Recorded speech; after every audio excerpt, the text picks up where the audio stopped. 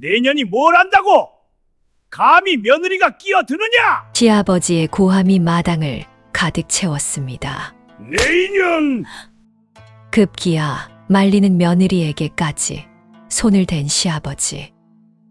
그러나 며느리는 물러설 생각이 없었죠. 그 오랜 세월 동안 시어머니를 때리고 그 위에 군림해 왔었던 시아버지를 훗날 이 며느리가 완전히 뜯어 고치는데요. 과연 이 며느리는 어떻게 시아버지를 굴복시키고 시어머니를 지켜낼 수 있었을까요? 이야기 시작 전 구독과 좋아요로 야당객잔의 등불이 오래도록 밝혀질 수 있도록 응원의 마음을 보태주세요. 아참, 그리고 어디서 듣고 계시는지 댓글 남겨주시면 함께하신 모든 분들의 건강과 평안을 기원하겠습니다. 자, 그럼 오늘의 이야기 시작합니다.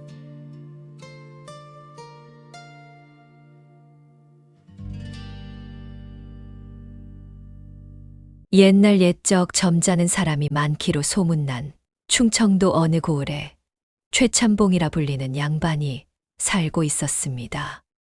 고을 어귀에서 기와지붕이 제일 먼저 눈에 들어오는 집이 그 양반의 집이었고, 담장 너머로 늘어선 감나무 가지가 길까지 그늘을 드리울 만큼 너른 살림이었습니다. 마을 사람들은 최참봉을 두고 점잖은 어른이라 했습니다. 관아 잔치에 불려가면 윗자리에 앉았고 동네 경조사에 빠지는 법이 없었으며 누구를 만나든 너털웃음 한 번에 분위기를 풀어놓는 사람이었습니다. 아낙네들은 안방마님을 볼 때면 고개를 끄덕이며 말했죠. 마님은 팔자가 좋으시지. 박씨 부인은 그 말에 늘 같은 웃음을 지었습니다. 입꼬리는 올라가되 눈은 웃지 않는 오래 다듬어진 웃음이었죠. 그 최참봉 댁에 며느리가 들어온 것은 봄이 막 고개를 내밀던 무렵이었습니다. 친정에서 혼례를 치르고 시댁으로 들어오는 첫날, 마당에는 간소한 상이 차려져 있었고 인사를 받으러 온 마을 어른 몇이 마루에 앉아 술잔을 기울이고 있었죠. 며느리 복이 있으시구먼. 얼굴도 곱고 걸음새도 반듯하이. 구경 나온 아낙네들의 수군거림이 새 며느리의 뒤를 따랐습니다. 그 틈 사이로 한 사람이 조용히 다가왔습니다. 박씨 부인이었습니다. 50줄에 접어든 시어머니가 새 며느리의 손을 가만히 잡으며 입을 열었습니다. 먼 길 왔느라 고생했다, 얘야. 따뜻한 손이었습니다.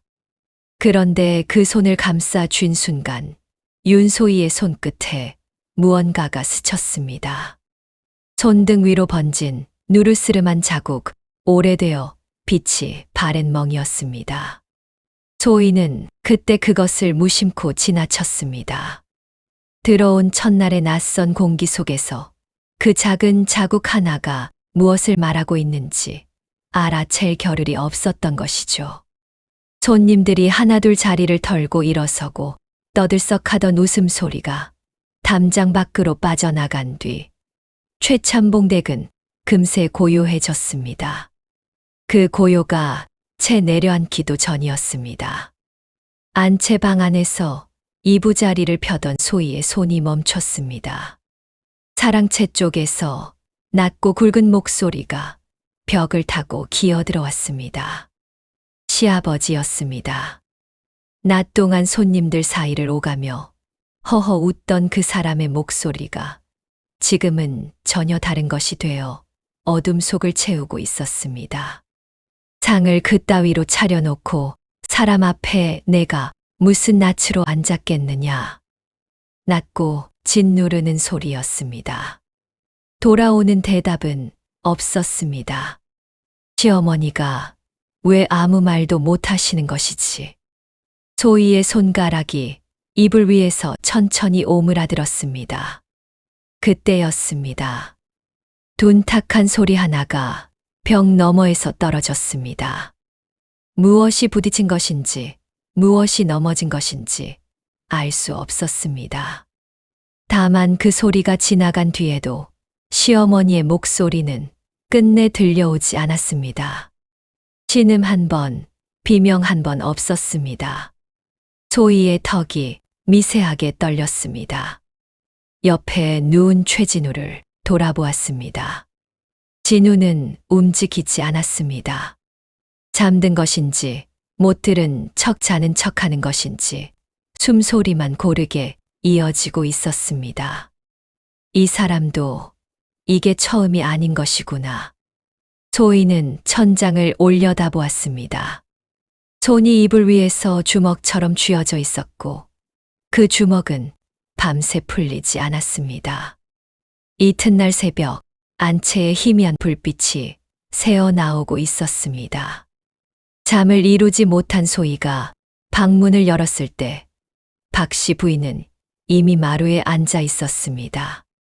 치맛자락이 한쪽으로 접혀 올라가 있었고 그 아래로 복숭아뼈 안쪽에 길게 내려앉은 흉터가 보였습니다. 빛이 바랜 옛 자국 위로 새로 올라온 붉은 줄기가 겹쳐 있었죠. 소희가 걸음을 멈추자 박씨 부인이 고개를 들었습니다. 놀라거나 당황한 얼굴이 아니었습니다. 이미 수십 번은 들켜본 사람의 눈이었습니다. 어머님, 거기 많이 아프시지요? 소희가 마루 끝에 무릎을 꿇으며 조심스럽게 물었습니다. 박씨 부인은 서둘러 치맛자락을 내렸습니다. 그리고 소희의 눈을 보지 않은 채 입가에 익숙한 웃음을 올렸습니다. 살짝 삐긋한 것이여, 신경 쓰지 말 거라. 그 웃음은 아까 마을 아낙네들 앞에서 짓던 것과 같은 모양이었습니다. 입꼬리만 올라가고 눈은 웃지 않았습니다. 저 웃음이 진짜가 아니라는 것쯤은 나도 안다. 소희는 더 묻지 않았습니다. 묻지 못한 것이 아니었습니다. 박씨 부인의 그 다듬어진 웃음 앞에서 지금 어떤 말을 꺼내도 그 표면을 뚫고 들어갈 수 없다는 것을 직감했을 뿐이었습니다. 소희는 고개를 숙인 채 마루를 내려왔습니다. 발끝이 마당 흙을 밟는 순간 새벽 공기가 차갑게 볼을 스쳤습니다. 그 손으로 나를 잡아주셨구나. 아픈 손으로. 어젯밤 시어머니가 건넨 따뜻한 손이 떠올랐습니다. 그 손등 위에 누르스름한 멍이 이제는 다른 의미로 보였습니다. 소희의 눈이 아직 어두운 마당 건너 사랑채 쪽을 향했습니다. 불이 꺼진 그 방 안에서 코를 골며 자고 있을 사람을 떠올리자 턱에 힘이 들어갔습니다. 이 집안의 30해가 하룻밤 사이에 소희의 앞에 펼쳐진 것이었습니다. 시집 온 지 며칠이 지나는 동안 소희는 시댁 살림에 조금씩 손을 대기 시작했지만 이 집안의 하루는 늘 같은 모양이었습니다. 최참봉이 사랑채에서 기침 소리를 내면 안채의 공기가 얼어붙었고 박씨 부인은 그 기침 소리 하나에 바느질하던 손을 멈추고 하인에게 건네던 말을 삼키고 숨소리조차 낮추며 고개를 떨어뜨렸습니다. 그렇게 살아온 사람의 몸이 소리 하나에 저절로 접혀 들어가는 것이었죠. 봄볕 좋은 한낮에 소희와 박씨 부인이 안채 마루에 나란히 앉아 바느질을 하고 있었습니다. 소희가 먼저 시어머니에게 조심스럽게 입을 열었습니다. 어머니, 혹시 많이 힘드신 건 아닌지요? 바늘을 잡고 있던 박씨 부인의 손끝이 잠깐 멈췄습니다. 실한 올이 천 위에서 팽팽하게 당겨진 채 흔들렸죠. 아주 짧은 멈춤이었습니다. 하지만 고개를 돌린 박씨 부인의 얼굴에는 이미 익숙한 웃음이 올라와 있었습니다. 입꼬리만 올라가고 눈가에는 아무것도 따라오지 않는 그 웃음이었죠. 대감이 좀 급한 성정이라 그런 거니 걱정 말거라. 바늘이 다시 천을 뚫고 들어갔습니다. 그러려니 해야지. 어쩌겠느냐. 한 땀을 더 내려놓고 박씨 부인이 소희를 보며 말했습니다. 원래 그런 것이란다. 여인네들이 다 그렇게 사는 거지. 그 목소리에는 한 줌의 흔들림도 없었습니다. 오랜 세월을 같은 말로 버텨온 사람의 목소리, 울타리 대신 쌓아올린 말이었죠. 다 그렇게 사는 거라니. 어머니는 이 말을 얼마나 되풀이하신 거지. 소희의 손가락이 무릎 위 바느질감을 꾹 눌렀습니다. 위로가 아니었습니다. 저 말이 진심이라는 것이 외려 더 가슴을 짓눌렀죠. 박씨 부인은 아무 일도 없었다는 듯 다시 바늘을 들었습니다.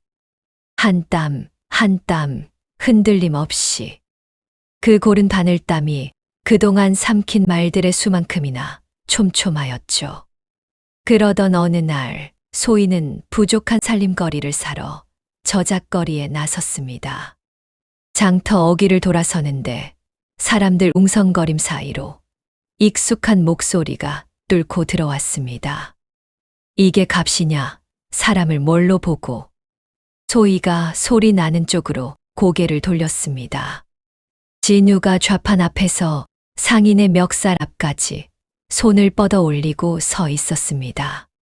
고작 푼돈 차이를 두고 목에 핏줄이 서도록 언성을 높이고 있었죠. 상인은 두 손을 모은 채 고개를 숙이고 있었고 주변 사람들은 한 발짝씩 물러나 눈을 피하였습니다.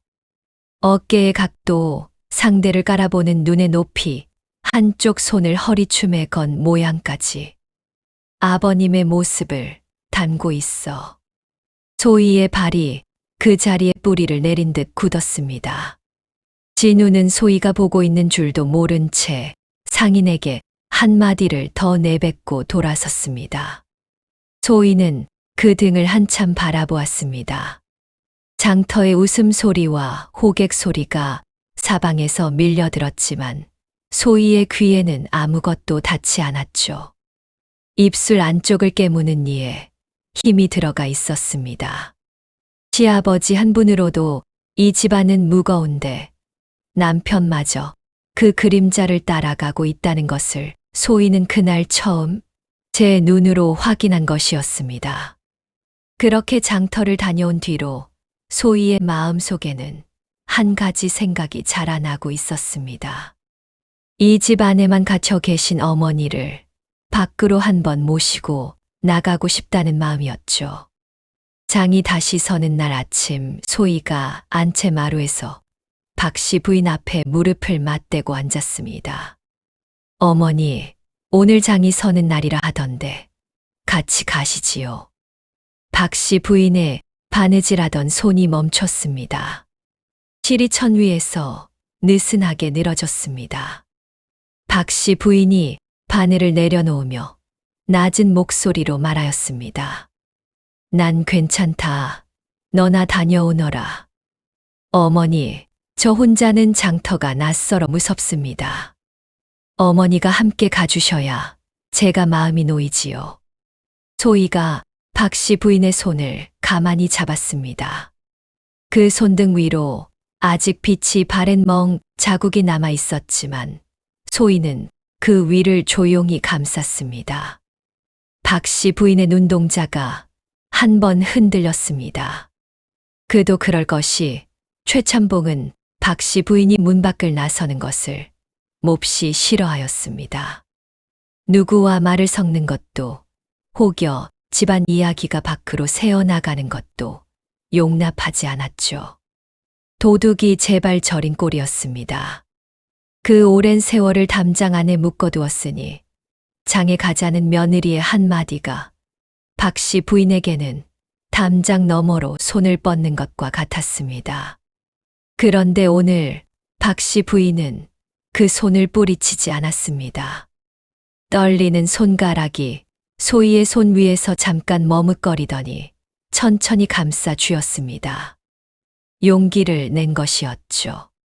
소희가 박씨 부인의 팔을 가만히 잡고 일으켜 세웠습니다. 둘은 다정한 모습으로 대문을 나섰습니다. 담장 밖으로 나온 박씨 부인의 걸음은 처음에 좁고 빨랐습니다. 고개를 숙이고 치맛자락을 움켜쥐고 담장 그늘만 골라 밟는 누군가에게 들킬까 두려운 사람의 걸음이었죠. 하지만 마을 어귀를 지나 논두렁 사이로 난 길에 접어들자 박씨 부인의 고개가 천천히 올라갔습니다. 봄바람이 치맛자락을 스치고 길 양쪽으로 핀 냉이꽃이 햇살에 하얗게 흔들리고 있었습니다. 박씨 부인의 걸음이 느려졌습니다. 움켜쥐고 있던 치맛자락에서 손가락이 하나씩 풀려 나왔습니다. 두려움이 빠진 자리에 멍한 얼굴이 들어와 있었죠.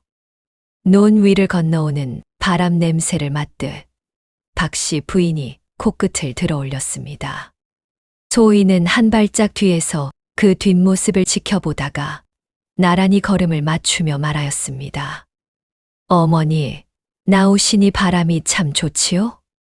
박씨 부인이 소희의 얼굴을 보며 옅은 미소를 지었습니다. 대답은 없었지만 그것으로 충분하였죠. 장터에 들어서자 풍경이 한꺼번에 쏟아졌습니다. 엿장수의 외침이 사람들 머리 위를 넘어다녔고 떡 부치는 기름이 철판 위에서 지글거렸고 아이들이 좌판 사이를 빠져나가며 까르르 웃고 있었습니다. 박씨 부인의 눈이 이것저것에 머물렀습니다. 엿 좌판 위에 가지런히 늘어놓은 호박엿, 천장수 앞에 걸린 고운 빛깔의 천, 떡시루에서 피어오르는 하얀 김, 볏짚으로 엮은 바구니 위에 수북이 쌓인 봄나물. 하지만 손은 뻗지 못하였습니다. 눈이 머무는 곳마다 손가락이 움찔하다가 치맛자락 속으로 되돌아갔죠. 소희가 호박엿 하나를 사서 박씨 부인의 손에 쥐어 주었습니다. 박씨 부인이 멈칫하더니 엿을 입에 넣었습니다. 이게 얼마만이냐? 멋쩍은 웃음이었습니다. 하지만 이번에는 달랐습니다.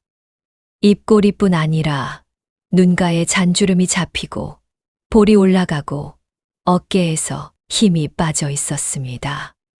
안채에서 짓던 그 다듬어진 웃음과는 다른 이분의 진짜 웃음이었죠. 소희는 그 얼굴을 가만히 눈에 담았습니다. 천 장수 앞을 지날 때 박씨 부인의 손가락이 고운 천 위에 살짝 닿았다가 떨어졌습니다. 만지고 싶은 손과 만지면 안 되는 손이 같은 손 안에서 부딪히고 있었죠. 소희는 그 손끝을 놓치지 않았습니다. 돌아오는 길, 소희가 보자기에 쌓인 무언가를 슬며시 내밀었습니다. 아까 그 천이었습니다. 박씨 부인이 걸음을 멈추고 보자기를 들여다보았습니다. 아가, 안 사도 되는 것을 샀구나. 손사래를 치면서도 보자기를 받아드는 손에는 힘이 들어가 있었습니다. 박씨 부인은 그것을 가슴에 안은 채 걸었습니다. 놓지 않겠다는 듯 두 팔로 꼭 감싸 안고 있었죠. 마을길에 접어들 무렵 노을빛이 논 위에 내려앉고 있었습니다. 박씨 부인이 앞을 보며 나직이 중얼거렸습니다.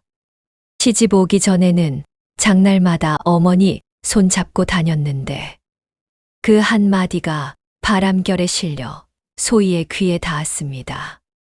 소희의 목 안쪽이 뜨겁게 조여들었습니다. 대꾸를 할 수가 없었죠. 나란히 걷는 두 사람의 그림자가 노을 아래 마을길 위로 길게 늘어져 있었습니다. 그날 저녁 사랑채 안쪽에서는 등잔 불빛이 창호지에 두 사람의 그림자를 비추고 있었습니다. 최참봉과 진우가 마주 앉아 있었습니다. 진우가 아버지에게 오늘 저작거리에서 있었던 일을 이야기하고 있었습니다. 끝을 자르듯 내뱉는 어조, 상대를 내려다보듯 턱을 올리는 자세, 무릎 위에 손을 짚고 허리를 고추 세우는 모양.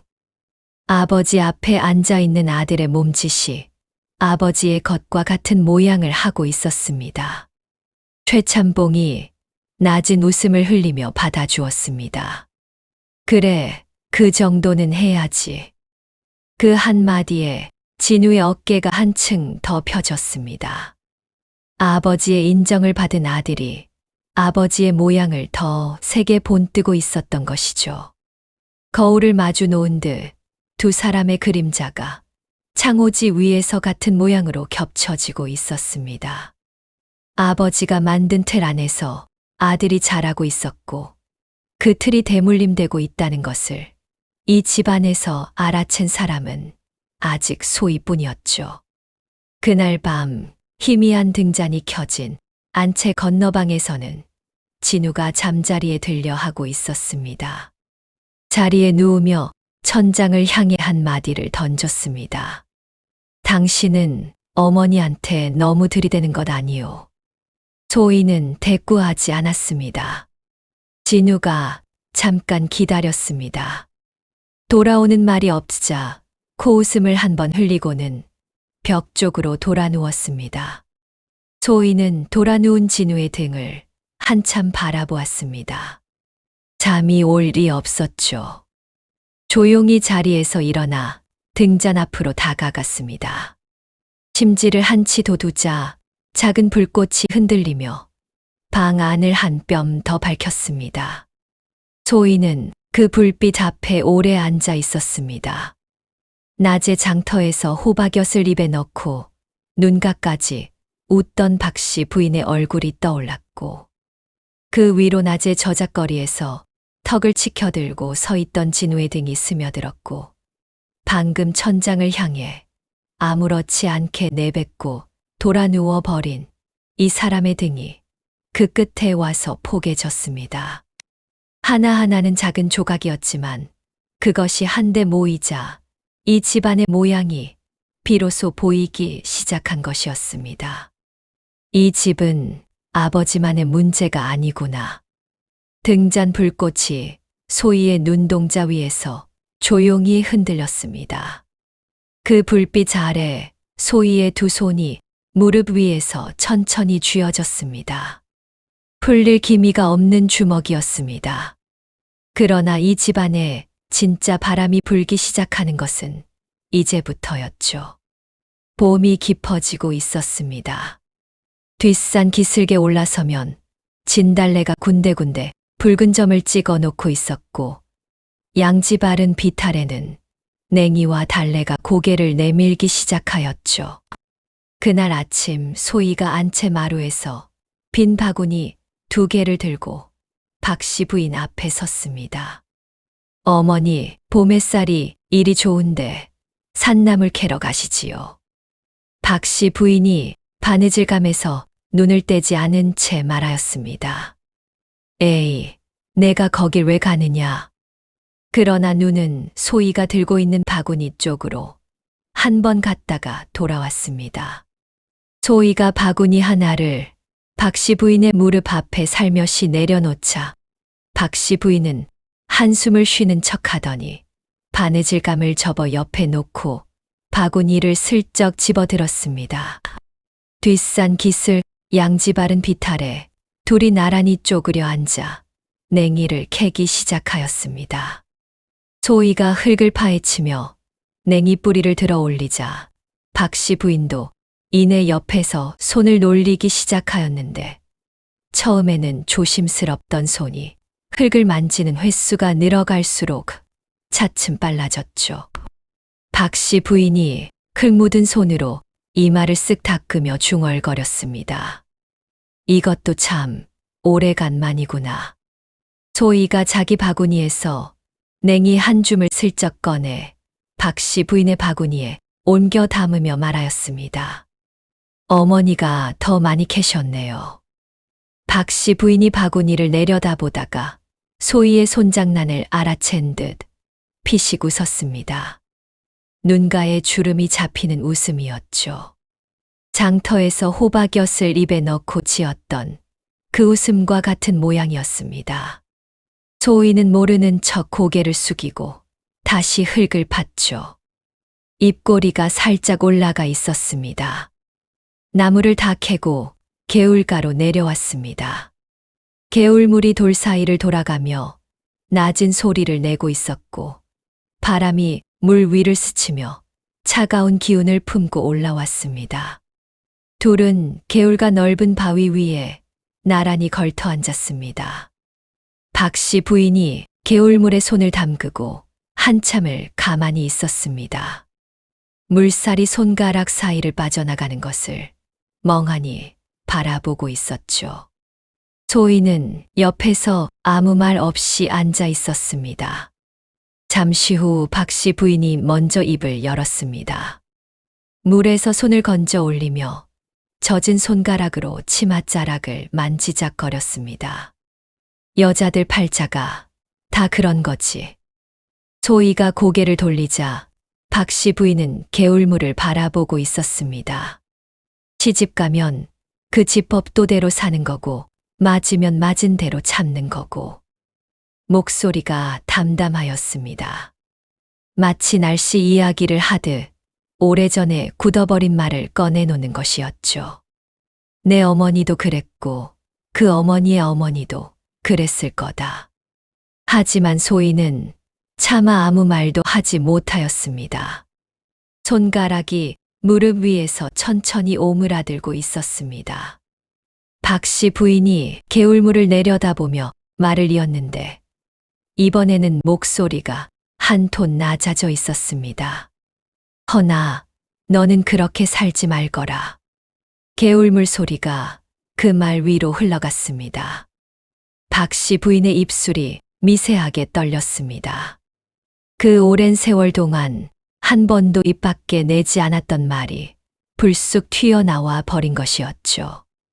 박씨 부인도 스스로 놀란 듯 멈칫하더니 얼른 웃음을 지어 보였습니다. 아이고, 내가 무슨 소리를 하는 거냐. 나물이나 더 캐자. 박씨 부인이 서둘러 자리에서 일어나 바구니를 집어들었습니다. 허나 소희는 움직이지 않았습니다. 개울물을 바라보고 있었습니다. 물 위에 비친 제 얼굴이 일그러지고 있었고 눈가에 물기가 어렸지만 소희는 닦지 않았죠. 바구니를 들고 비탈을 오르는 박씨 부인의 등이 점점 작아지고 있었습니다. 소희는 그 등을 바라보며 조용히 입술을 깨물었습니다. 어머니, 저는 그렇게 살지 않겠습니다. 어머니도 그렇게 사시면 안 됩니다. 소희가 자리에서 일어나 바구니를 집어들고 박씨 부인의 뒤를 따라 비탈을 올랐습니다. 그날 오후 부엌 앞마당에서 와장창 소리가 났습니다. 달려가 보니 어린 하인 막동이가 깨진 그릇 조각 앞에 쪼그려 앉아 울먹이고 있었습니다. 최참봉의 사랑채에 갖다 놓을 그릇을 나르다 미끄러진 것이었죠. 막동이의 두 손이 사시나무처럼 떨리고 있었죠. 최참봉에게 들키면 어떤 일이 벌어질지 이 아이는 이미 몸으로 알고 있었던 것입니다. 소희가 막동이 앞에 무릎을 꿇고 앉아 깨진 조각을 하나씩 주워 치맛자락 위에 올리며 말하였습니다. 울지 말거라. 내가 깼다고 하마 걱정 말거라. 막동이가 젖은 눈으로 소희를 올려다보았습니다. 그때 뒤쪽에서 발소리가 들렸습니다. 박씨 부인이었습니다. 소희와 막동이를 번갈아 보더니 아무 말 없이 부엌으로 들어갔습니다. 잠시 뒤 떡 한 조각을 손에 들고 나와 막동이 앞에 내밀었습니다. 괜찮다고 하지 않느냐. 이거 먹고 어깨 피거라. 막동이가 떡을 받아들고 코를 훌쩍이며 입에 넣었습니다. 소희와 박씨 부인이 눈을 마주쳤습니다. 말은 없었지만 둘 사이에 무언가가 한 겹 더 쌓인 순간이었죠. 그날 이후 부엌 앞을 지나는 하인들의 발걸음이 조금 달라졌습니다. 소희가 지나가면 고개를 숙이되 그 눈의 두려움 대신 다른 것이 들어 있었습니다. 새 며느리는 다르다는 말이 담장 아나인들 사이에서 조용히 퍼지기 시작한 것이었죠. 며칠이 지난 어느 아침 안채 건너방에서 진우가 상을 받고 앉아 숟가락을 들더니 국그릇을 한 번 내려다보고 미간을 찌푸렸습니다. 국이 왜 이리 싱거운 거요? 퉁명스러운 한마디였습니다. 맞은편에 앉아있던 소희가 숟가락을 들어 국을 한 술 떴습니다. 입에 넣고 천천히 삼킨 뒤 진우를 바라보았습니다. 전혀 싱겁지 않은 걸요. 괜히 타박하시는 겁니까? 진우의 숟가락이 국그릇 위에서 멈췄습니다. 눈이 소희를 향했지만 끝내 돌아올 말을 찾지 못하였습니다. 이 집에 들어온 뒤로 진우에게 이렇게 받아치는 사람은 아무도 없었죠. 말로 눌러보려 했지만 통하지 않았고 그 사실이 진우의 자존심을 건드린 것이었죠. 그럼에도 소희는 더 말하지 않고 다시 숟가락을 들어 조용히 국을 떠 입에 넣었습니다. 진우는 한참을 그 자리에 앉아 있다가 숟가락을 탁 내려놓고 방을 나갔습니다. 그날 늦은 시각, 안채 건너방 안에 술 냄새가 먼저 들어왔습니다. 진우가 비틀거리며 문을 열고 자리에 앉으며 한마디를 던졌습니다. 당신은 왜 그리 말이 많소? 소희가 바느질하던 손을 멈추고 진우를 바라보았죠. 말이 많은 것이 아니라 틀린 것을 틀리다 하는 것이지요. 진우의 눈이 커졌습니다. 무언가 말하려는 듯 입이 열렸지만 끝내 한마디도 나오지 않은 채 다시 닫혔습니다. 아침에도 그랬고 지금도 그랬습니다. 한마디 던지면 고개를 숙이던 어머니와는 달랐습니다. 이 사람은 받아쳤고 그 앞에서 진우는 할 말을 잃었습니다. 진우가 알고 있는 세상에서는 남편이 말하면 아내가 고개를 숙이는 것이 전부였습니다. 하지만 소희는 그 세상 밖에 서 있었죠. 진우는 알 수 없는 굴욕감을 느끼고 있었습니다. 결국 진우가 이를 악물고 고개를 돌려버렸지만 소희는 아무 일 없었다는 듯 무릎 위에 펼쳐놓은 바느질감을 다시 집어들었습니다. 바늘이 천을 한 땀 뚫고 들어갔고 바깥에서는 봄바람이 담장을 넘어오고 있었습니다. 그러나 이 담장 안에서 불어올 바람은 봄바람과는 다른 것이었죠. 다음 날은 아침부터 집안 공기가 달랐습니다. 사랑채 쪽에서 최참봉의 목소리가 평소보다 일찍 크게 울려 나왔고 마당을 사이에 두고 안채까지 그 소리가 닿았을 때 소희는 이미 허리를 고추 세우고 있었죠. 소희가 사랑채 마루 앞에 다다랐을 때 최참봉이 팔짱을 낀 채 마루 끝에 걸터 앉아 소희를 내려다보며 낮고 굵은 목소리를 깔았습니다. 내가 이 집에 들어온 뒤로 안채 공기가 달라졌다 들었다. 이에 소희가 허리를 숙이며 대답하였습니다. 어떤 점이 부족하였는지 말씀해 주시면 바로 잡겠습니다. 그 말에 최참봉의 눈이 가늘어졌습니다. 바로 잡겠다고?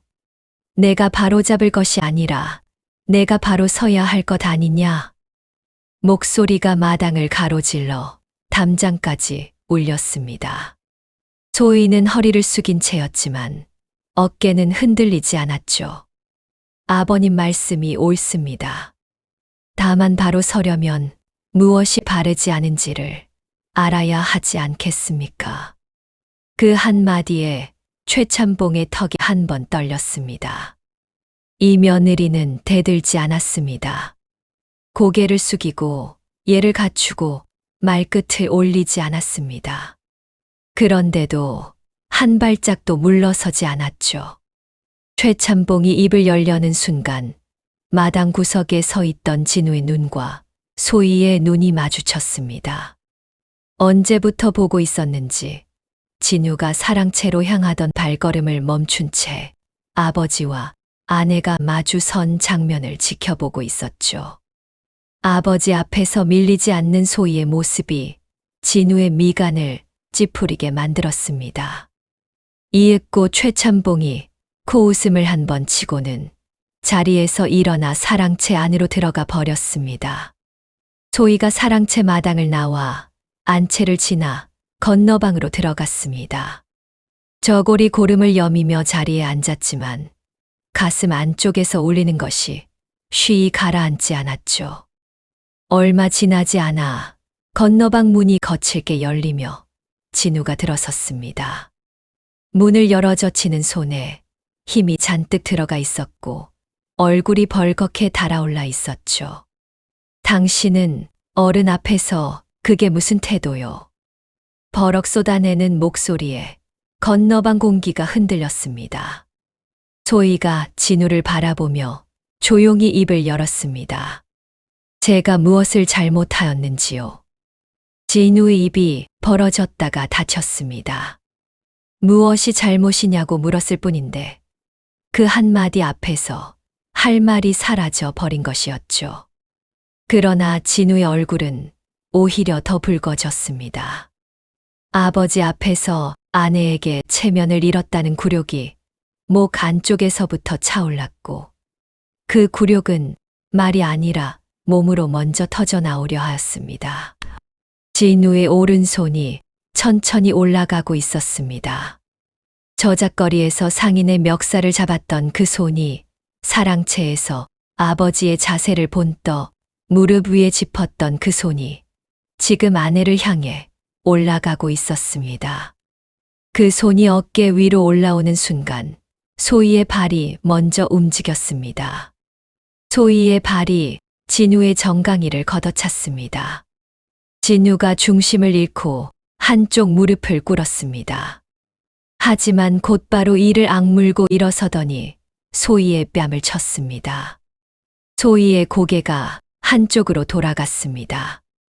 뺨 위로 붉은 기가 번졌고 흐트러진 머리카락이 얼굴 위로 쏟아졌습니다. 고개가 돌아간 채 소희는 그 자세 그대로 버티고 있었습니다. 아파서 눈물을 흘리고 있는 것도 아니었죠. 그 잠깐의 찰나에 소희는 생각하고 있었습니다. 어떻게 할까? 그래, 눈에는 눈, 이에는 이다. 소희의 고개가 천천히 돌아왔고 머리카락 사이로 드러난 두 눈이 진우를 똑바로 보고 있었습니다.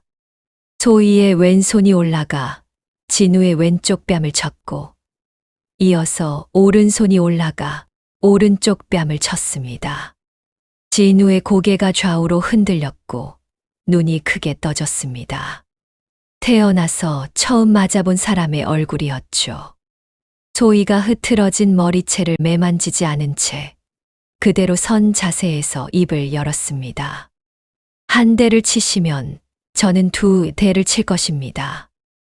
떨림 없는 목소리였죠. 설령 제가 이 자리에서 서방님 힘에 눌려 못한다 해도 서방님 주무실 때라도 가서 반드시 그리할 것입니다. 방 안의 공기가 굳어버렸습니다. 진우의 입이 반쯤 열린 채 닫히지 않았고 올라갔던 두 손이 축 늘어져 내렸죠. 건너방에서 큰 소리가 들렸을 때 안방에 있던 박씨 부인이 자리에서 벌떡 일어났습니다.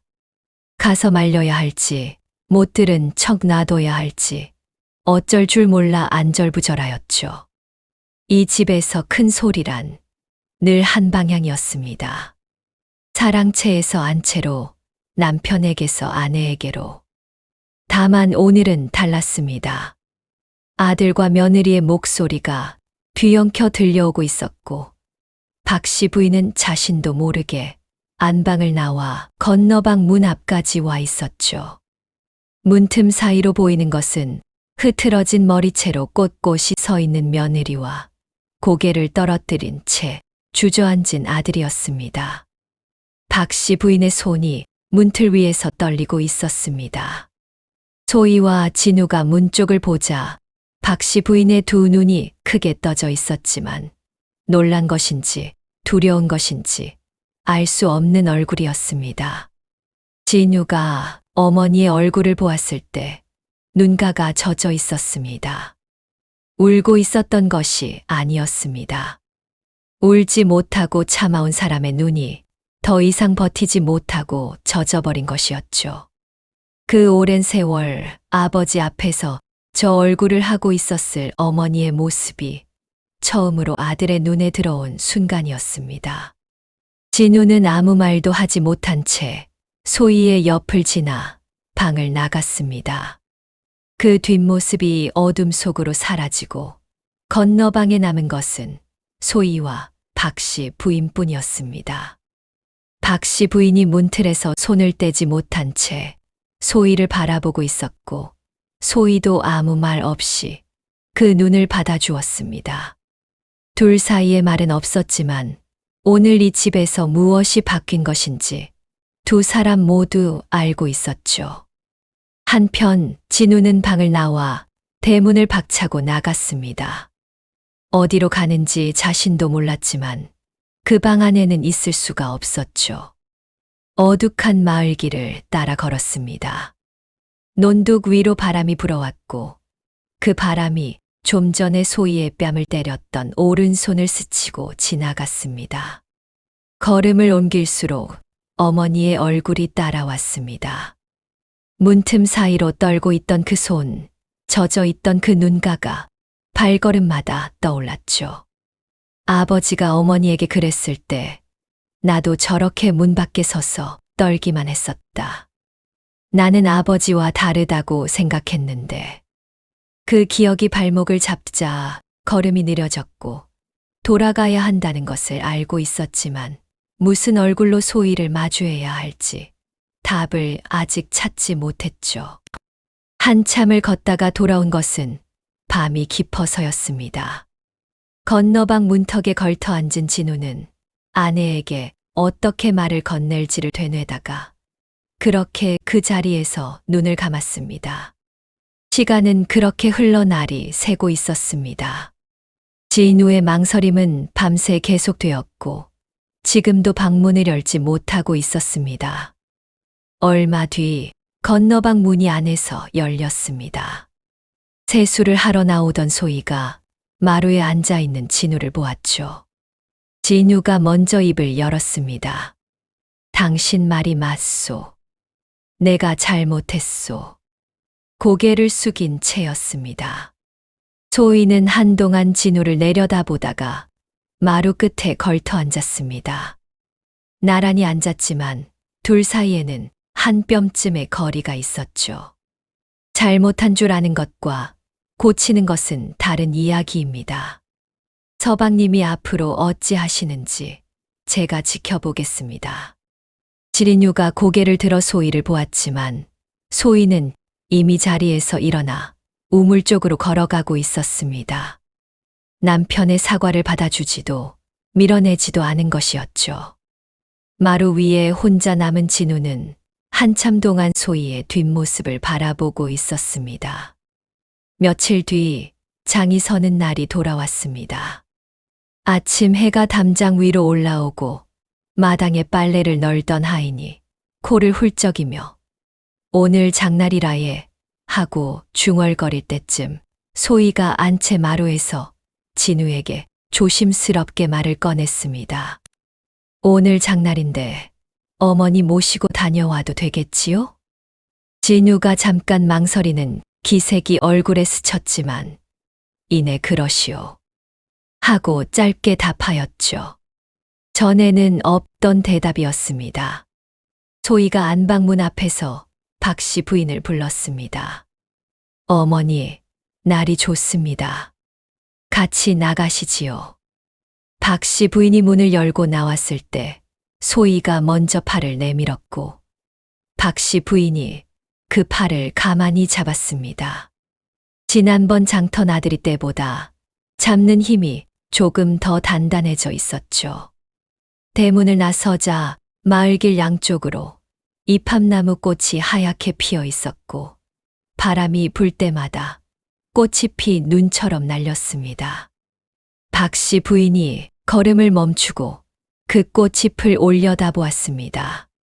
소희가 옆에서 가만히 기다려 주었고 박씨 부인이 다시 걸음을 옮기자 나란히 발을 맞추었죠. 이 집 담장 안에서는 볼 수 없었던 풍경이 담장 밖에는 이렇게 가득했던 것입니다. 장터에 들어서니 사람들 사이로 떡 부치는 냄새, 아이들 웃음소리, 옹기 부딪히는 소리가 한꺼번에 밀려왔습니다. 소희가 비녀를 파는 좌판 앞에서 걸음을 멈추었습니다. 나무 비녀 하나를 집어들고 박씨 부인 쪽으로 돌아섰습니다. 어머니, 이거 어머니한테 참 어울리겠습니다. 박씨 부인이 손사래를 쳤습니다. 아가, 안 사도 되는 것을. 그러면서도 소희가 내미는 비녀를 받아드는 손가락에는 힘이 들어가 있었죠. 거절하면서도 놓지 못하는 그것이 이 어머니의 마음이었습니다. 그때 뒤에서 익숙한 목소리가 들렸습니다. 어머니. 진유가 시루떡 한 봉지를 들고 서 있었죠. 소희도 박씨 부인도 예상하지 못한 얼굴이었습니다. 진유가 떡을 박씨 부인 앞에 내밀며 말했습니다. 장에 오셨으면 이것도 드셔야지요. 박씨 부인이 떡을 받아들었고 눈가에 물기가 번졌습니다. 내가 이런 날이 올 줄은 몰랐구나. 그 한마디에 소희의 코끝도 시큰해졌지만 소희는 웃으며 말했습니다. 어머니, 떡 식기 전에 한 입 드세요. 세 사람이 장터 한쪽 평상에 나란히 앉아 떡을 나눠 먹었습니다. 소희와 진우 사이에 아직 풀리지 않은 것이 남아 있었지만 이 순간만큼은 박씨 부인의 얼굴에 웃음이 있었고 그것으로 충분하였죠. 그날 저녁 분위기가 달라졌습니다. 최참봉이 사랑채에서 진우를 불렀고 진우가 사랑채 마루에 올라 아버지 앞에 앉자 최참봉이 대뜸 물었습니다. 내가 요즘 어미 편을 드는 모양이더구나. 진우는 대답하지 못한 채 고개만 숙이고 있었죠. 이 집안이 내 마누라가 흔드는 대로 흔들려도 되는 것이냐. 진우의 입술이 달싹거렸지만 끝내 말이 나오지 않았고 최참봉이 고개를 돌리며 나가거라 하고 내쳤죠. 진우가 사랑채를 나올 때 어깨가 축 처져 있었습니다.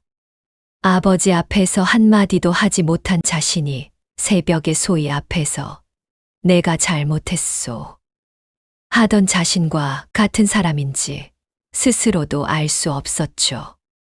최참봉은 진우를 내보낸 뒤에도 사랑채에 그대로 앉아 있었습니다. 그러나 분이 쉬이 풀리지 않았죠. 이윽고 자리에서 일어나 안채 쪽으로 걸음을 옮겼습니다. 안방 문을 열었을 때 박씨 부인이 오늘 장터에서 받은 비녀를 손에 쥔 채 앉아 있었습니다. 최참봉의 눈에 그 비녀가 들어왔습니다. 그게 뭐냐? 박씨 부인의 얼굴에서 빛이 사라졌죠. 최참봉이 한 걸음 다가서며 손을 올렸고 박씨 부인이 비녀를 등 뒤로 감추었습니다. 올라간 손이 박씨 부인의 뺨을 향하는 순간 안방 문이 열리고 소희가 뛰어들어 어머니 앞을 가로막아 섰습니다. 최참봉의 손이 소희의 뺨을 스치고 지나갔죠. 뺨이 얼얼했고 귀 안쪽에서 윙하는 소리가 울리고 있었습니다.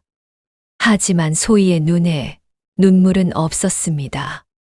이 아픔은 시어머니가 이 방에서 수없이 견뎌온 것에 한 조각에 불과하다는 걸 소희는 알고 있었죠.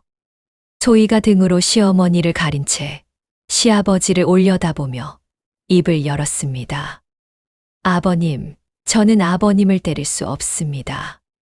힘이 없어서가 아닙니다. 소희는 마치 각오라도 한 듯 낮고 또렷하게 한마디를 덧붙였습니다.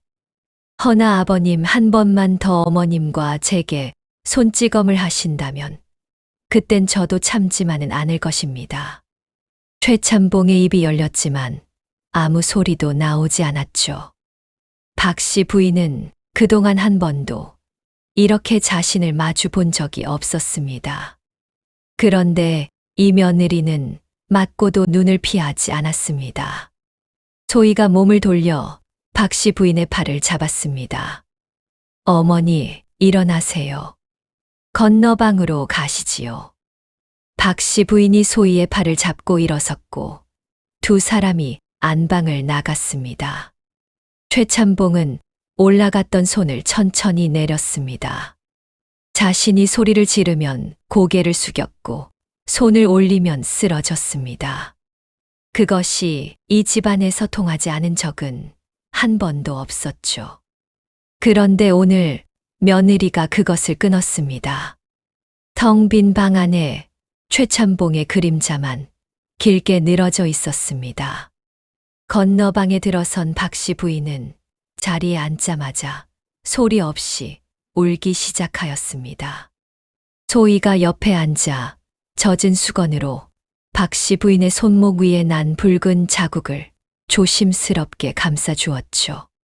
잠시 후 박 씨 부인이 입을 열었습니다. 아가, 괜한 짓을 했구나.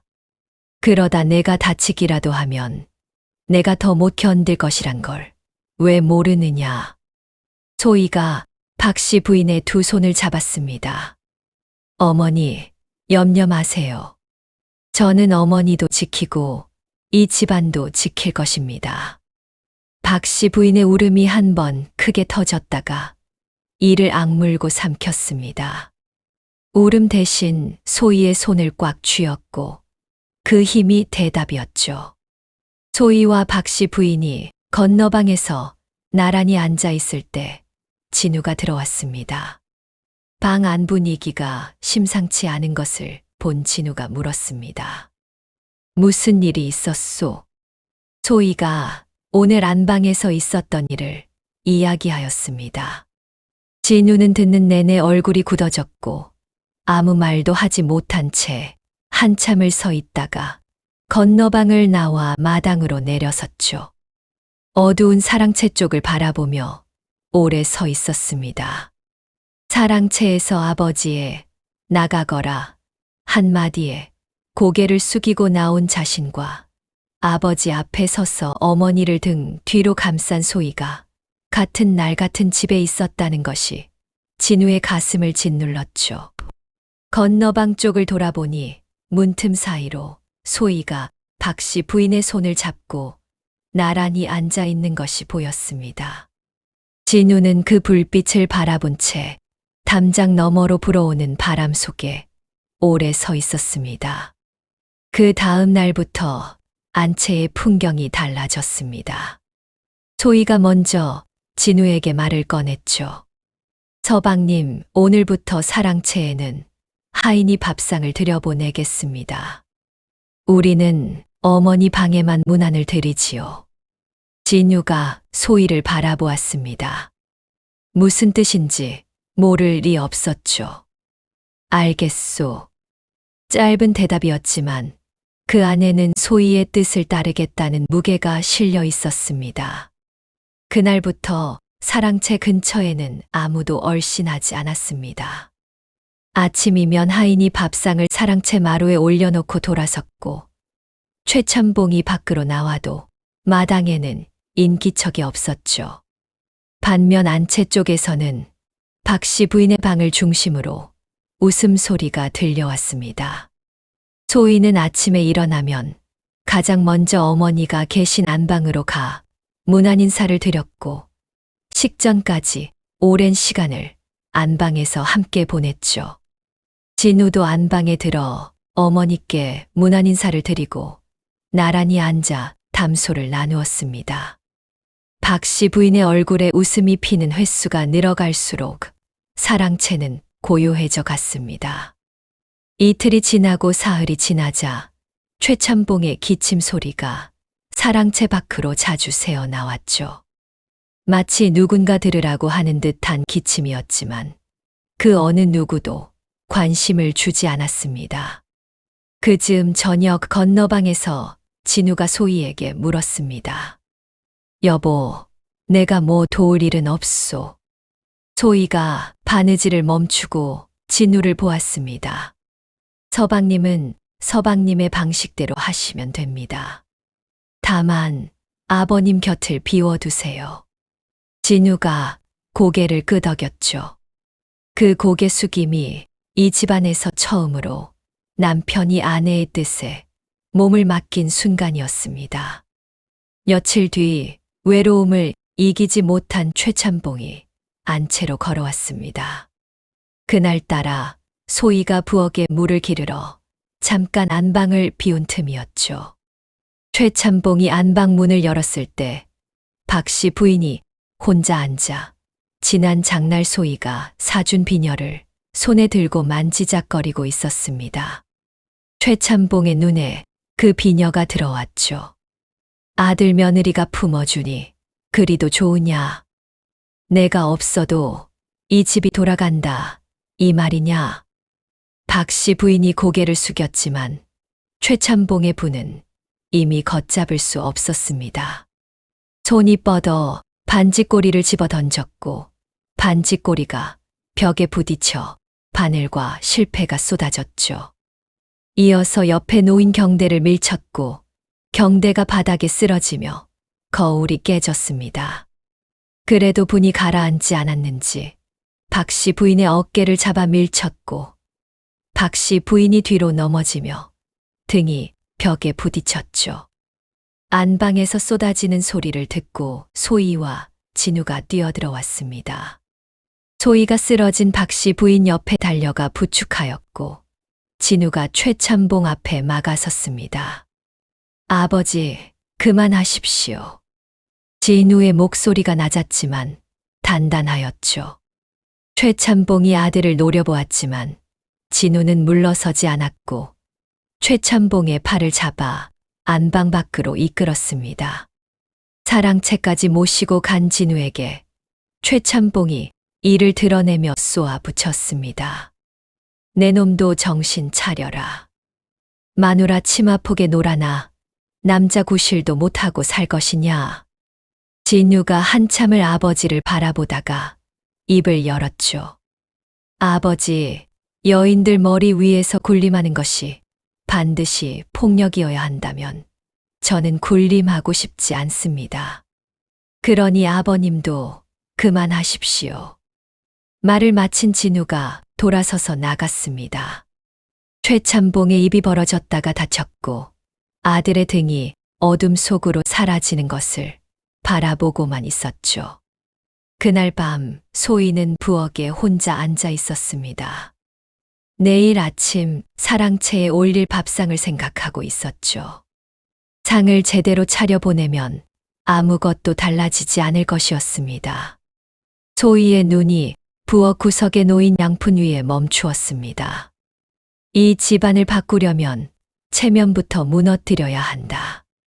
소희는 알고 있었죠. 이것이 얼마나 큰일인지를. 양반과 대감에게 양푼 밥상을 올린다는 것은 며느리가 시아버지를 사람으로 대하지 않겠다고 선언하는 것과 같았습니다. 손이 떨렸지만 소희는 양푼을 꺼내 탁자 위에 올려놓았죠. 돌아갈 수 없는 한 수였습니다. 다음 날 아침 하인이 사랑채에 밥상을 들여놓았습니다. 양푼에 나물과 밥이 담겨 있었고 수저가 하나 달랑 놓여 있었죠. 최찬봉의 얼굴이 벌겋게 달아올랐습니다. 이것이 대감의 밥상이냐? 당장 제대로 된 밥상을 차려오지 못하겠느냐? 하지만 하인은 이미 돌아서서 마당을 건너고 있었죠. 소희가 미리 하인들에게 대감 어른이 불러도 대답하지 말고 피하라고 단속해둔 것이었습니다. 하인들은 최찬봉의 고함이 들려올 때마다 고개를 숙인 채 안채 뒤쪽으로 돌아갔죠. 최찬봉이 사랑채 마루에 나와 고함을 질렀지만 마당에는 바람 소리뿐이었습니다. 밖에 나가 끼니를 때우면 될 일이었습니다. 하지만 최참봉은 누구보다 자기 치부가 담장 밖으로 나가는 것을 싫어하는 사람이었죠. 양반과 대감이 제 집에서 밥을 못 얻어먹어 밖으로 나섰다는 소문이 퍼지는 것은 이 사람에게는 굶는 것보다 견디기 어려운 일이었습니다. 소희는 그런 시아버지의 성정까지 꿰뚫고 있었던 겁니다. 하루가 지나고 이틀이 지나자 고함의 크기가 줄어들기 시작하였죠. 양푼 앞에 앉아 숟가락을 들었다 놓기를 반복하던 최참봉의 어깨가 사흘째 되는 날에는 눈에 띄게 처져 있었습니다. 그날 저녁 진우가 술 한 병을 들고 사랑채를 찾았습니다. 조용히 아버지 맞은편에 앉아 술병을 기울여 아버지 잔의 술을 따랐죠. 최참봉이 눈을 치켜떴습니다. 안 올 것 같이 굴더니 뭐하러 왔느냐. 진우는 받아치지 않았습니다. 자신의 잔에도 술을 따라 한 모금 입에 넣었고 최참봉도 잔을 들어 한 모금 넘겼죠. 몇 잔이 오가는 동안 둘 사이에 말은 없었습니다. 이윽고 진우가 입을 열었습니다. 아버지. 최참봉이 잔을 든 채 아들을 보았습니다. 저는 어머니를 때리시는 아버님이 누구보다 싫었습니다. 최참봉의 눈이 흔들렸죠. 아들 입에서 싫었습니다라는 말이 나온 것은 태어나서 처음이었습니다. 그런데 아버지, 지금 저를 보십시오. 저는 아버지를 닮아가고 있습니다. 진우의 목소리가 떨리기 시작하였죠. 제 손이 올라가는 것을 보고 제가 놀랐습니다. 아버지가 어머니한테 하시던 그것을 제가 하고 있었습니다. 진우가 고개를 숙이고 한참을 가만히 있다가 다시 올렸습니다. 훗날 제 자식이 또 저를 닮을까 두렵습니다. 아버지, 이것이 아버지가 물려주고 싶으신 것입니까? 최참봉의 손에서 술잔이 미세하게 떨렸죠.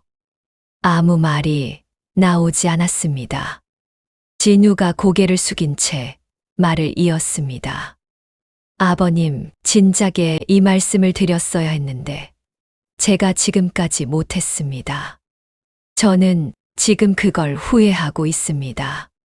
제발 아버님, 마음을 잡아주십시오.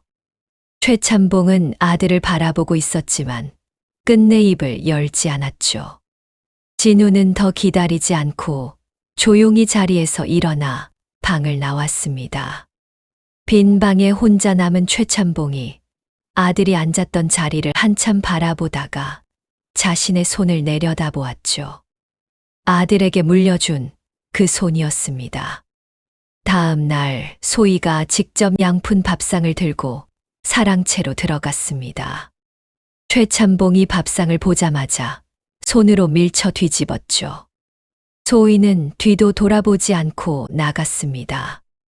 며칠 동안 며느리와 시아버지의 실랑이는 반복되었습니다. 일회가 되던 날 소희가 밥상을 내려놓았을 때 결국 최참봉이 먼저 입을 열었습니다. 대체 친정에서 뭘 배우고 왔느냐? 시아비 밥상이 이게 무엇이냐? 소희가 천천히 고개를 들어 최참봉을 바라보며 대답하였습니다. 친정에서 배운 것은 짐승을 사람으로 대하지 말라는 것이옵니다. 제 눈에 아버님이 사람이 아닌 짐승으로 보이는데 어찌 사람의 밥상을 올리겠습니까? 방 안의 공기가 얼어붙었고 최참봉의 눈이 크게 떠졌죠. 이 집에 들어온 뒤로 이 며느리가 한 번도 꺾이지 않았다는 것은 알고 있었지만 이 말은 차원이 달랐습니다. 그러나 소희는 거기서 멈추지 않았죠. 지금이 아니면 때를 놓친다고 생각했습니다. 먼저 입을 연 시아버지는 이미 한풀 꺾인 거나 다름없었기 때문입니다. 최참봉의 눈이 처음으로 흔들리는 것을 포착한 소희가 그 자리에서 공손히 무릎을 꿇고 앉았습니다. 아버님, 목소리가 달라져 있었습니다. 방금 전에 칼날 같던 어조가 사라지고 낮고 진심이 담긴 목소리였죠. 저는 어머님뿐 아니라 이 집안을 지켜낼 것입니다. 아녀자를 때려 세우는 위엄은 대장부의 기계가 아니라 소인배의 조바심일 뿐임을 어찌 모르고 사셨습니까? 소희의 눈이 젖어 있었죠. 저는 반드시 아버님께 사랑받는 며느리가 될 날이 올 것이라 믿으며 기다리겠습니다. 최참봉의 입술이 떨렸지만 끝내 한마디도 나오지 않았습니다. 소희가 자리에서 일어나 조용히 사랑채를 나갔죠. 그날 밤 최참봉은 한숨도 자지 못하였습니다. 천장을 바라보고 누워 있었지만 소희의 짐승으로 보인다는 말이 먼저 스쳤고 그 위로 진우에 훗날 제 자식이 또 저를 닮을까 두렵습니다가 겹쳐 올라왔습니다. 그리고 마지막으로 박씨 부인의 얼굴이 떠올랐죠. 오래된 멍 위에 새 멍이 겹치던 그 팔뚝, 비녀를 등 뒤로 감추며 움츠리던 그 어깨에 울지 못하고 참아온 사람의 젖은 눈가가 어둠 속에서 하나씩 떠올랐습니다.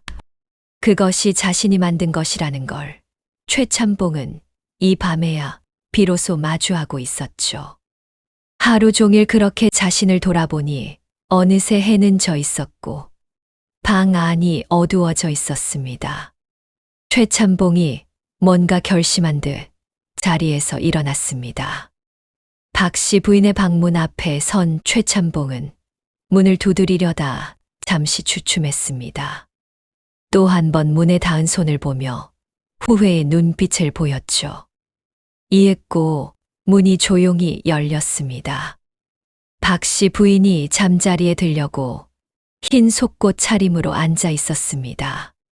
문 앞에 선 최참봉을 보고 몸이 굳었죠. 그 오랜 세월 동안 남편이 이 시각에 안방을 찾아온 적은 한 번도 없었습니다. 내 오늘 여기서 잘 것이오. 박씨 부인은 아무 말 없이 일어나 장롱에서 이불을 하나 더 꺼내 펼쳤습니다. 손끝이 떨리고 있었지만 내색하지 않았죠.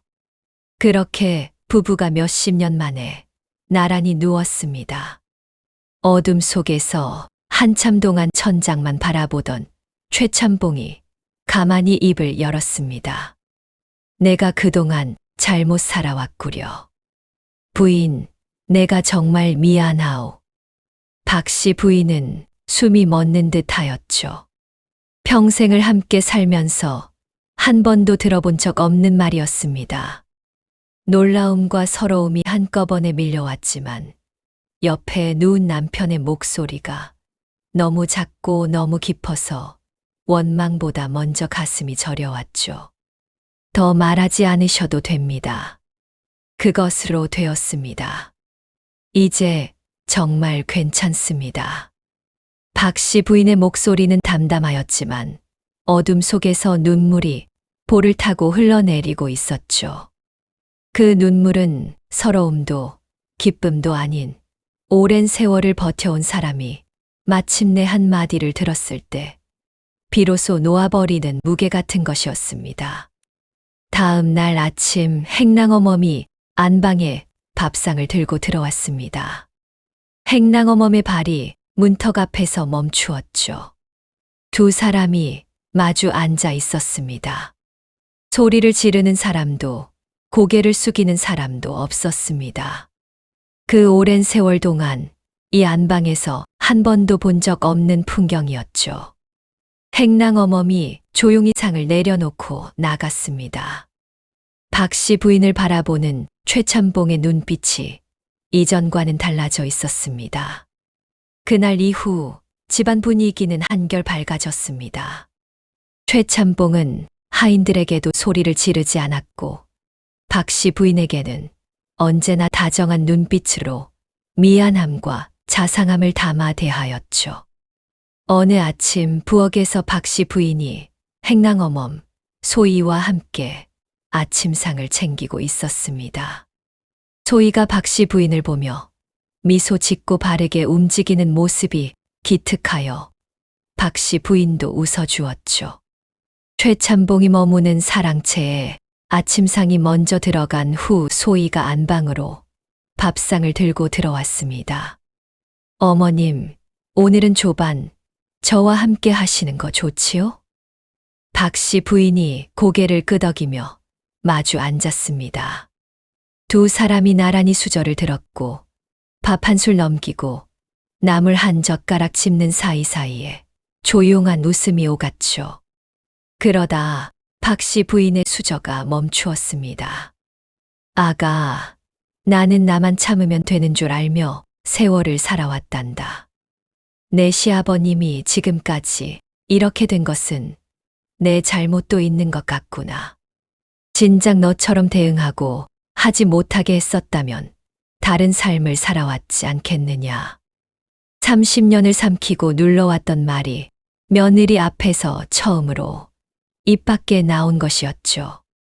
박씨 부인의 눈가가 붉어졌지만 울지는 않았습니다. 울지 않는 것이 습관이 된 사람의 얼굴이었죠. 고맙고 또 고맙구나, 아가. 소희는 수저를 내려놓고 시어머니를 보며 미소를 지었습니다. 에이 어머니, 이제부터 우리 잘 살면 되지요. 오늘보다 내일이 더 행복하면 되지요. 안 그래요? 소희는 박씨 부인 앞에 수저를 손에 쥐어주며 말했습니다. 어머님, 어서 드시지요. 저 배고파요, 어머님. 박씨 부인이 웃었죠. 소리내어 웃은 것은 이 집에 시집 온 뒤로 처음이었습니다. 그날 오후에 박씨 부인이 마당으로 나와 사랑채를 힐끗 보니 최참봉이 마루에 앉아 있었죠. 두 사람의 눈이 마주쳤습니다. 예전이었다면 박씨 부인이 고개를 숙이고 돌아갔을 것이었습니다. 그런데 이번에는 최참봉이 먼저 입을 열었죠. 밥 먹었소. 기다렸다는 듯이 박씨 부인이 사랑채에 들어서며 대답했습니다. 예, 먹었습니다. 대감은 진지 드셨습니까? 어느새 박씨 부인은 최참봉 옆에 나란히 앉았습니다. 그때 소희와 진우가 차와 다과상을 들고 사랑채로 들어왔죠. 사랑채 대청마루에 내 식구가 모인 모습이 어찌나 단란해 보였는지 모릅니다. 며칠 뒤 소희가 박씨 부인의 손을 잡고 집 뒤편 개울가로 나갔습니다. 봄바람이 불고 있었고 개울물이 햇빛에 반짝이고 있었죠. 지난번에도 이 자리에서 나란히 앉았었습니다. 그때 박씨 부인은 나무를 캐다 말고 소희에게 너는 그렇게 살지 말거라라고 말하였죠. 체념이 담긴 목소리였고 자기 삶은 이미 끝났다는 듯한 얼굴이었습니다. 같은 자리, 같은 봄바람이었지만 박씨 부인의 표정은 그때와 달랐습니다. 박씨 부인이 신을 벗고 개울가에 발을 담갔죠. 이렇게 하는 거 얼마만인지 모르겠다. 웃고 있었죠. 소희도 따라 신을 벗고 나란히 발을 담갔습니다. 박씨 부인이 소희를 바라보았습니다.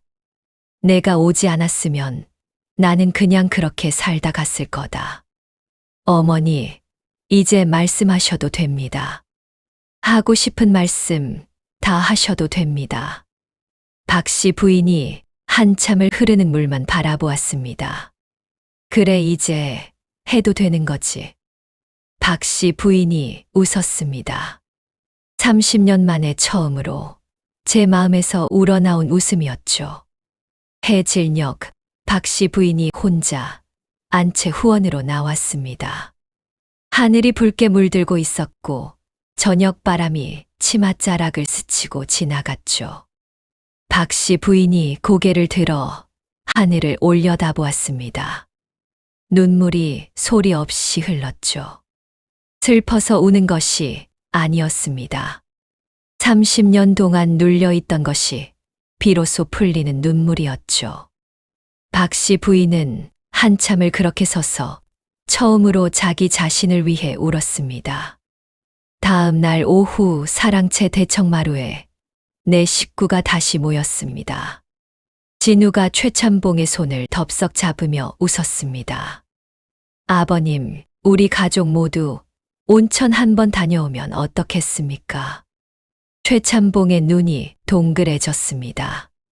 아들이 지금까지 무엇을 하자고 요구한 적이 없었던지라 적잖이 당혹했던 거죠. 그래 가자꾸나. 다 같이 가서 묵은 마음의 때도 싹 벗기고 오자꾸나. 그 말에 모두가 웃었습니다. 박 씨 부인의 처져 있던 눈은 어느새 생기를 찾아갔고 소희는 시부모님을 정성으로 보필하며 남편 진우는 더 없는 사랑꾼으로 거듭났습니다. 집안이 평온하면 바깥도 따라 편안해지고 한 사람이 바뀌면 온 집안의 공기가 달라진다고 하였습니다. 여러분, 오늘 이야기는 어떠셨는지요? 지난 세월 조선시대뿐 아니라 우리네 어머님 아버님들이 그렇게 살아오신 분들이 꽤 많을 것입니다. 시대가 바뀌었고 법이 우리를 지켜주고 법 안에서 서로를 존중하는 그런 시대를 우리는 살고 있습니다. 우리는 흔히 사람은 고쳐 쓰는 거 아니더라 하는 말을 듣곤 하죠. 그러나 논어하기 편에 보면 과증물탄계란 말이 있습니다. 허물이 있다면 고치기를 꺼려 하지 마라라는 뜻을 가지고 있습니다. 소희도 그랬고 받아들인 최참봉의 용기 또한 더 물러서지 않고 용기를 내었기에 가능했던 거지요. 오늘 밤은 내게 부족한 것이 무엇일까 한번 생각해보고 점점 달라지는 내 모습을 경험해 보는 것도 나쁘지 않을 것 같습니다. 그게 외모든 마음이든 뭐든 간에요.